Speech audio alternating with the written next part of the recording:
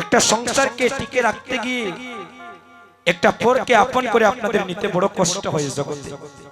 কত অনাচার অত্যাচার জ্বালা যন্ত্রণা সহ্য করে আপনার স্বামীর ঘরে অনেক মায়েরা করে।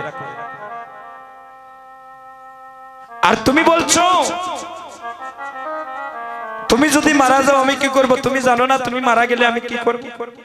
তুমি মারা গেলে আমার এই প্রাণ রাখবো না, আমিও মারা যাব। এমন কথা আর তুমি জীবনে কখনো মুখে আনবে না, যে কথা শুনলে আমার ব্যথা লাগে, কষ্ট লাগে। আমি তো তোমাকে ভালোবাসি, জীবন যৌবন দিয়ে তোমাকে ভালোবাসি। আচ্ছা রে, আমি বুঝছি না আর হইতাম না তোমার। তুমি যে আমার এত ভালোবাসো আজকেটা আমি প্র্যাকটিক্যাল বুঝে গেলাম।